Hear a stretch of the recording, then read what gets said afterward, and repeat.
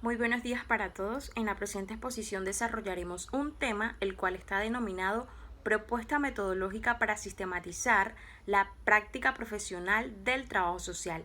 Inicialmente, en trabajo social, sistematizar la experiencia nos permite reflexionar desde la práctica, es decir, aprender de ella.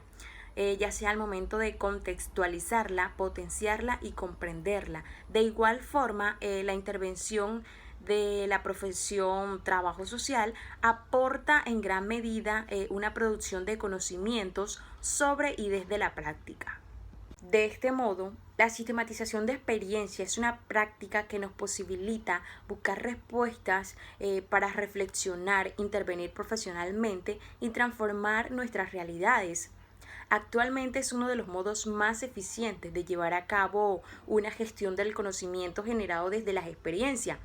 Esto nos permite avanzar y consolidar una profesión más permitente, relevante y acorde a nuestros tiempos y condiciones claramente.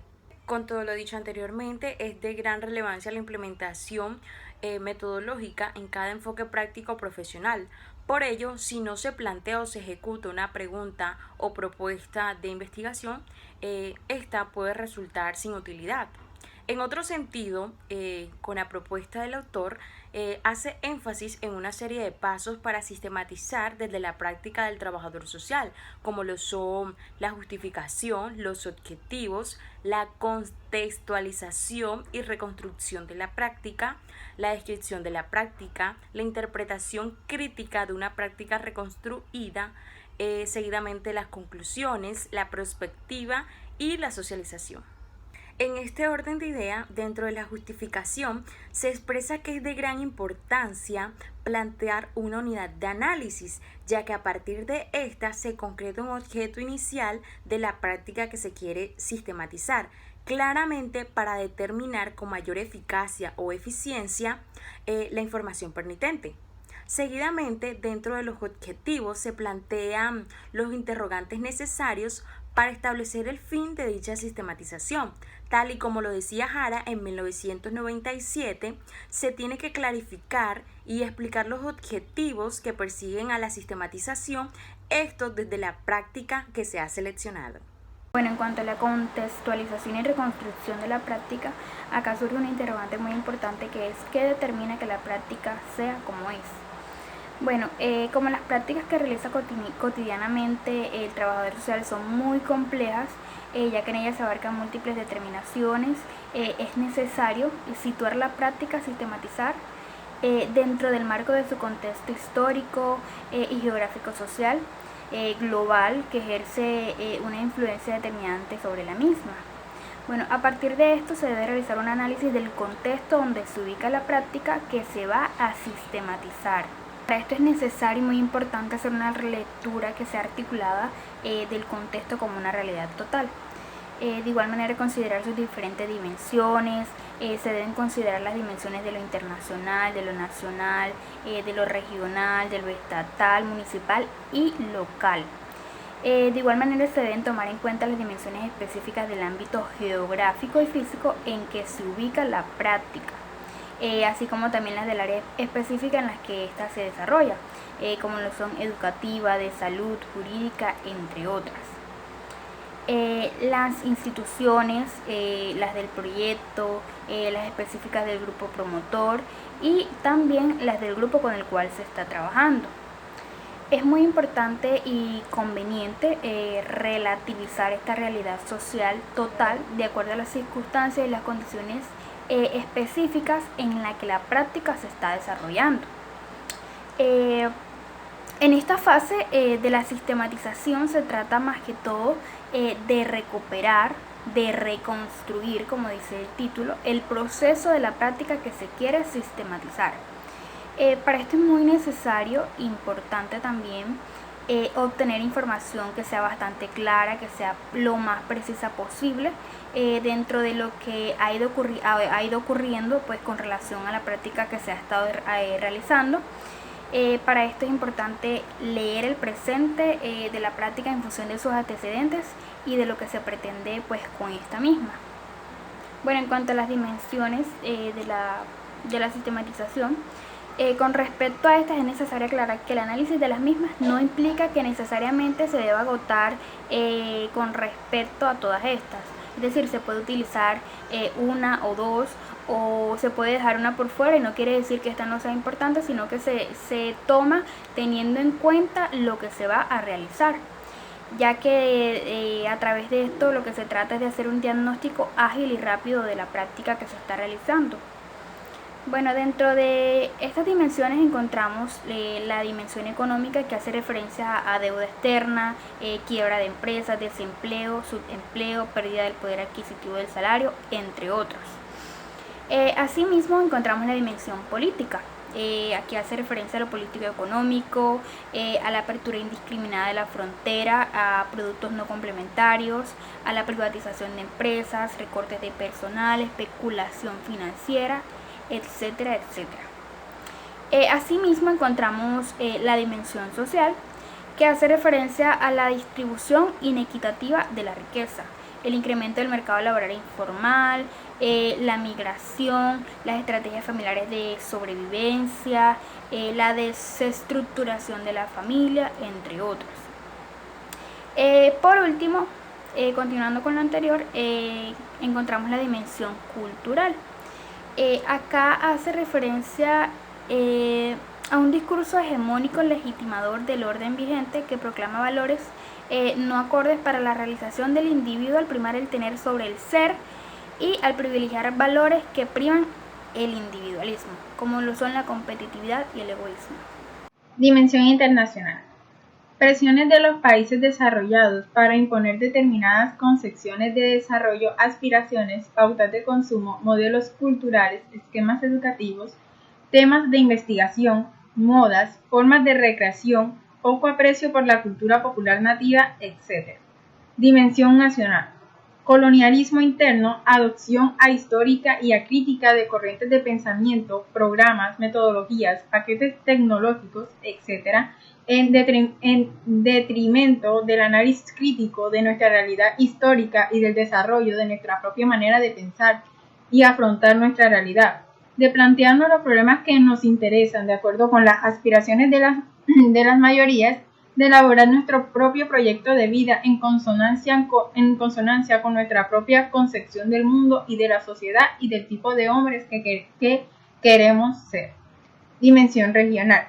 En ocasiones, problemas entre los estados para dirimir asuntos de límites territoriales, de aguas, de etnias y pugnas entre ellos por la asignación de presupuestos federales, por la construcción de obras que afectan a dos o más estados.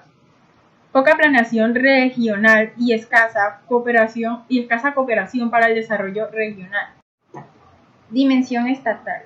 Imposición de políticas gestadas en el centro, obstaculización de la autonomía de los estados, incoordinación de las dependencias federales que afectan los intereses de los estados, a veces imposición de funcionarios desconocedores de la problemática estatal, etc. Dimensión municipal. Falta de autonomía de los municipios, poco presupuesto originado por su dependencia de los estados y porque de los impuestos recaudados en cada municipio a estos solo les llegan migajas.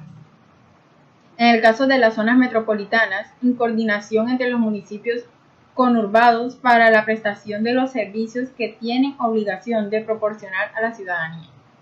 Manejo de los municipios, sobre todo de sus presupuestos con base a los intereses de los gobernantes y partidos. Poca sensibilidad de estos para escuchar las demandas populares y para negociar entre los municipios la solución de los problemas comunes que afectan al pueblo independientemente de límites territoriales. Dimensión local. Cada comunidad, barrio, colonia, asentamiento humano irregular, conjunto habitacional, sector de la ciudad, grupo humano, ancianos, discapacitados, niños, etc., tienen características propias en las que inciden todos los elementos anteriormente mencionados, además de su propia historia, cultura, concepciones del mundo, de la vida, capacidad de organización, etc., que el trabajador social debe tomar en consideración, especialmente con aquellos que son objeto directo de su quehacer cotidiano. Dimensiones específicas del ámbito en las que se ubican las prácticas. Desde la ubicación del ámbito del trabajo, su contexto físico y geográfico. su accesibilidad, el transporte, las comunicaciones, la seguridad, el área física en que se desarrolla su trabajo, que puede o no ser adecuada en cuanto a espacio, privacidad para hacer entrevistas, condiciones de seguridad e higiene, posibilidad de accidentes de trabajo, etc. Dimensiones del área específica en las que se desarrollan las prácticas. Aunque las prácticas del trabajador social pueden tener algunos rasgos generales comunes en las diferentes áreas en que se desarrollan, cada práctica tendrá especificidades propias dependiendo del área en el que se desenvuelvan dichas prácticas. Estas variarán dependiendo de las particularidades propias de los individuos o grupos con los cuales se trabaja. Las problemáticas específicas que se enfrentan, por tanto, variarán también al igual que las temáticas que se manejan, los contenidos, la metodología, las técnicas, los recursos, etc. Dependiendo del área específica de que se trate, ya sea educación, de salud, jurídica, etc. Los actores serán diferentes y variarán las relaciones con estos. En unos casos serán directores de escuela, representantes sindicales, maestros, padres de familia, etc. En otros serán enfermeros, médicos, ambulantes, laboratoristas, etc. La cuestión del área de incidencia de la práctica lleva a la necesidad de hacer también un análisis de contexto específico del cual esta forma parte de salud, educación, jurídico, educación popular, desarrollo comunitario, etc. Bueno, siguiendo con el hilo, yo le voy a hablar acerca de las dimensiones en las cuales vamos a abarcar cuál es el papel del trabajador social y la relación que tiene con esta. Seguidamente vamos a hablar de cuáles son esas instituciones que son las encargadas de hacer este papel. Dentro de ellas encontramos las escuelas, los hospitales, los juzgados, los centros de rehabilitación, las empresas, entre otros. Cabe resaltar que también es imprescindible, hacer un análisis acerca del contexto institucional y la cual en este se desenvuelve el trabajador social. Cualquiera, ya sea el tipo de institución en el que se encuentre, deben tener una inserción, ya sea su nacionalidad, ya sea regional, local, y también su legitimidad, que es muy importante y que esta le da la imagen a la acción de los objetivos que percibe y el dinamismo del cambio social que ésta quiere promover. Cuando hablamos del contexto, pues hablamos acerca de la realidad. ¿Cómo así? Hay muchos niveles de realidad social en los cuales se cruza la práctica y es lo que uno quiere sistematizar. También existe la necesidad de caracterizar un proyecto, el cual incluye un sinnúmero de pasos. Dentro de estos encontramos lo que son cuál es la problemática, hay que hacer un diagnóstico, qué objetivos quiere uno perseguir, cuál es su metodología, cuál es la intencionalidad, cuál es la dinámica que se quiere buscar, cuál es el papel del trabajador social y también sobre el cambio que se quiere tener esta. Seguidamente, los pasos que se necesita que el trabajador social siga acerca a la hora de elaborar un proyecto. Esta se debe llevar a cabo mediante muchas personas que tienen que hacer una caracterización en la cual el promotor es el mismo y que los integrantes hacen parte de la formación. Por otra parte, el grado de la organización que tengan estas personas, estas son las que buscan pretender una promoción acerca del desarrollo. ¿Cómo así? Para hacer todo esto, tienen que tener en cuenta unos pasos, lo cual es la recopilación de información y que deben de tener en cuenta pues lo que son los documentos, los libros, tienen que hacer informes, tienen que hacer diarios de campo, tienen que hacer trabajos, tienen que hacer mapas, tomar fotografías, tienen que hacer unas actas de reuniones, entre otros más, y asimismo poder construir este proyecto, lo cual implica tener en cuenta todos estos ítems que le acabé de mencionar anteriormente. Todo esto que les acabo de hablar lleva a la necesidad de poder aclarar cuál es la intencionalidad y el sentido de la práctica y el impacto que busca generar el trabajador social y qué resultados quiere tener.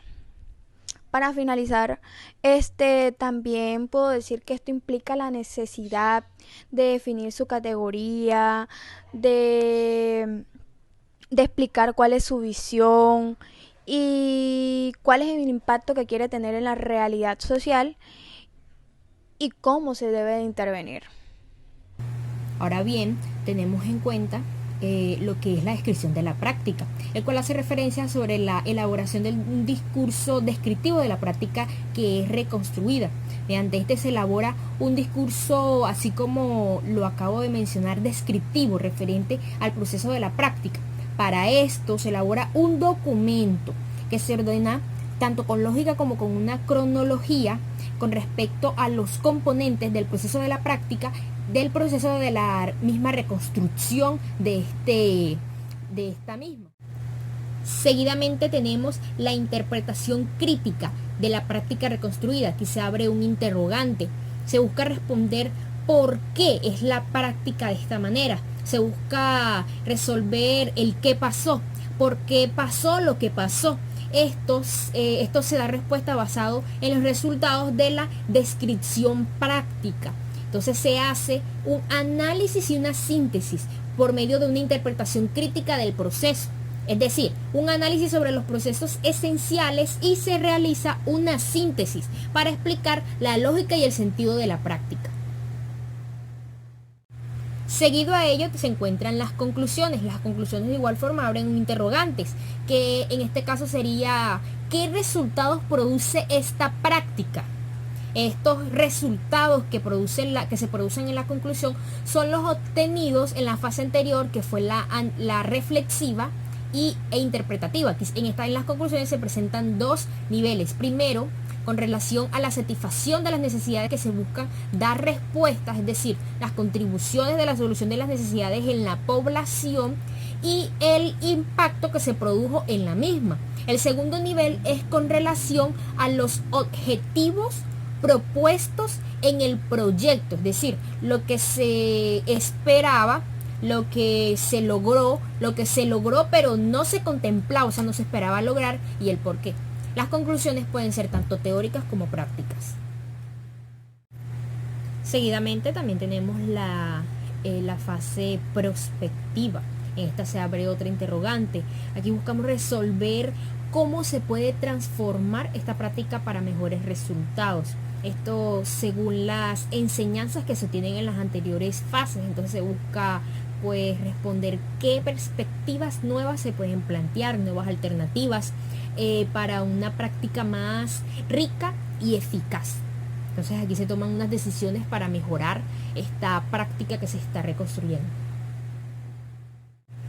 Por último, pero no menos importante, tenemos la fase de la socialización. Aquí se busca responder cómo se puede compartir la experiencia ganada para realizar una retroalimentación que busca mejorar la práctica sistematizada. Entonces aquí se elabora un documento que debe ser tanto claro como ordenado sobre la sistematización que se realizó. Esto con el objetivo de comunicar las enseñanzas que ya fueron obtenidas, y esto permite que haya una mejor que la información vivida sea más objetiva, ya que hay una retroalimentación y una comunicación entre las distintas partes.